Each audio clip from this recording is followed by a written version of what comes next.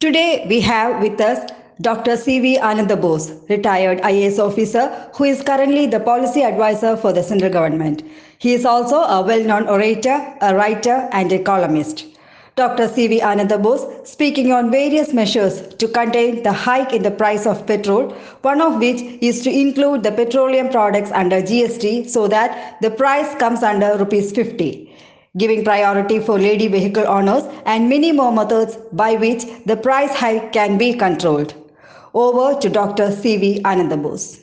It is an enigma, a riddle, and a puzzle. Why the state governments, which apparently incites agitation in the field against the petrol price hike, are themselves not taking initiative to reduce the tax and bring relief to the people. This is where the economics of petrol price matters. The economist Dr. Manmohan Singh had taken the initiative to deregulate petrol price and leave it to the market forces for reasons which are very valid in public finance.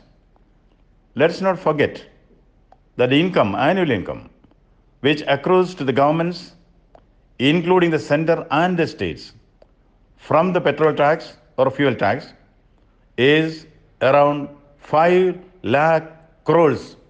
5 lakh crores is coming to the government exchequer, both center and the states. Now, to reduce the tax on petrol means reduce this income. This is where the political philosophy comes in. Who or what is the priority sector for a democratic government? The poor or the not so poor? If the tax on petrol is reduced by the states or the center or both, the reduction by way of income will slow pedal the projects and programs which have been chalked out for the welfare and development of the poor people, particularly those below the poverty line. This is a spacious argument of the finance ministers of the center and the states. If petrol price or petrol tax comes down, that means the amount you are spending on employment guarantee scheme comes down. The allocation for food security will come down. The amount earmarked for direct remittance to the bank account through the Jan Dhan account to women will come down. Yes, it will affect the implementation of the Swachh Bharat program that will reduce the amount which is given to Kisans under the Kisan Samman Padhati.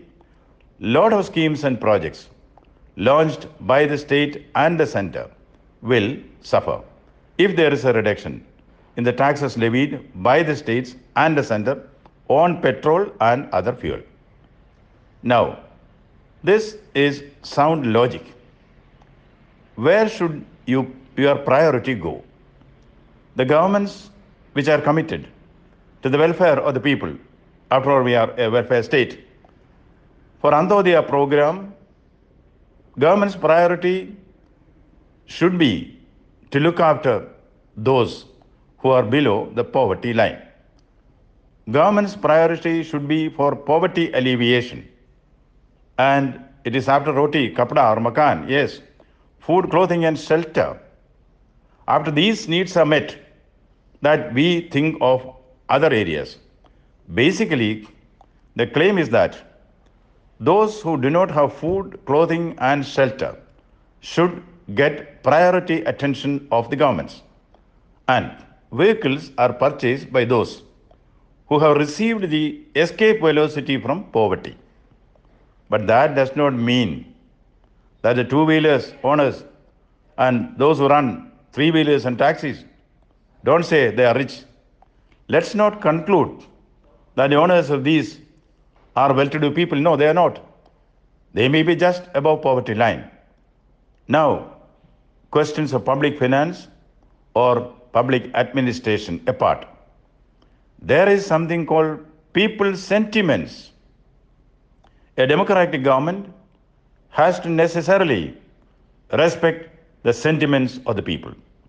We see on the streets, there is loud protest against the increased petrol price. Who is responsible for this?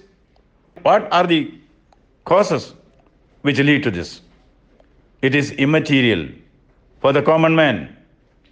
He knows where the shoe pinches.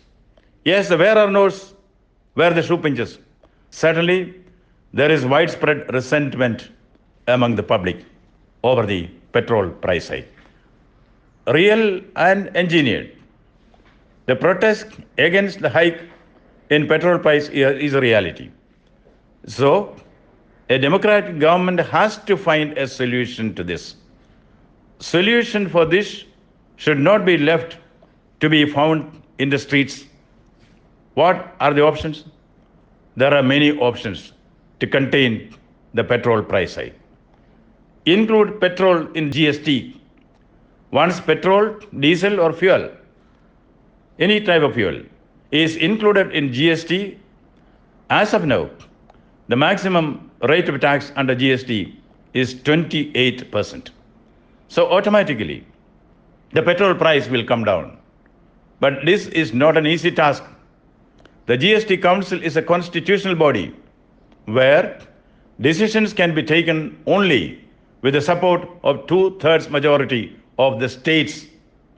Unless the states decide to come together with the center and take concrete action, petrol price cannot be brought under GST. The state governments are opposing this. For instance, the BJP-led states, the communist-led states like Kerala, and the Shiva Sena-led state like Maharashtra, they have not come forward to include petrol under the GST. Why? Because of reasons which we have already analyzed. If the income from this comes down, it will lead to financial deficit, fiscal deficit. That is the matter which causes concern to all governments. Therefore, this cry, which is engineered on the streets against the hike in petrol price, is a reflection of a double game. If they want it, they can sit together and decide that petrol tax can be brought under this GST regime. Why should anyone support the reduction of petrol price? Why should we give any concession to the rich? That is a question. But why should we be given to the rich or the luxury cars, or to those families where instead of one there are 5 or 6 luxury cars for them? Why should concession be given to the rich in that case? Why not introduce? If we don't want the concessions to be given to the rich, why not introduce differential pricing? That is, lesser price for 2-wheelers, 3-wheelers, taxis, and of course, we owe it to the housewives of this country. A great lot have been done by our housewives who ran this country and kept it above starvation during lockdown. The housewives of India, they ran the nation. They looked after the mental health of the people. As a consideration for this, as a thanksgiving, they may be, the vehicles drawn by women, driven by women, may be given this differential pricing advantage. Yes, that seems to be fair enough. Where there is a will, there is a way. Differential system can lessen the burden on the common man, the owners of 2-wheelers, 3-wheelers, and the women, because of the hike in petrol. None of these options, if none of these options are acceptable, there is a third option. Let the governments, that is the center and the states, recognize that there is a problem. There is popular resentment, whether we like it or not, whether we want it or not. There is popular resentment against the hike in petrol price. Both governments, states and center, can sit together and find a solution. Even if policy is to be changed, if legislation is to be brought in, I think together they can decide to do it. Instead of this, mudslinging and disinformation, inciting people to violence, that is not the answer to this issue. it appears that for political reasons, some of the states need a cause to rebel against the center. And in those states which are governed by the same party or the coalition which is ruling the center, reason is purely financial, purely economical. No one wants to part with this easy income. When I say easy income, this is a tax which is very easy to collect. You pay for the petrol at the bunk, government already gets the taxes. Easy money which goes to the center and the states.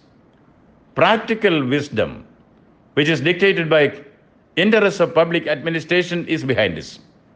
And there is also the selfish element for political aggrandizement by causing this issue to ignite public mind against a particular political party or coalition. The politics behind it is much more damaging than the price of petrol. If petrol, economics versus politics. Petrol burns, passion burns. Politics uses petrol to burn people's passion. This passionate resort to subterfuges or ruses on the people to keep them in doldrums, a game which is going on all around us. Yes, we said, where there is a will, there is a way. If both the governments, state and the center, sit together and decide that politics is not as important as the people, or if they decide that politics is more important than an economy, they can find a solution. But who will bell the cat? Is the issue. Instead of blaming them, even the state governments which engineer protests against the central government for the reduction of petrol price, why don't they reduce it? Who is unwilling to reduce the taxes and bring down the petrol price and give relief to the people? There are, of course, exceptions. Yes, Assam government and the Meghalaya government took the initiative to reduce the state taxes and give succor and relief to the people. In places like Andaman and Nicobar, the tax is hardly 6%, if I understand right. So, if there is political consensus in this country, there is a solution for this problem which can easily be found. Instead, if it is used only for center baiting or maybe Modi baiting, that is a different ball game. Certainly that is a different ball game. Politics is polemics. Politics is politricks, and people should know about it. Like they say, truth is beauty and beauty is truth. That is all you know on earth and all you need to know. You should also realize that petrol is politics. Politics is politics. Politics. That is all you know on earth and all you need to know. There is one consolation. As a poet says, if winter comes, can spring be far behind? Politics is not reason. Politics is passion.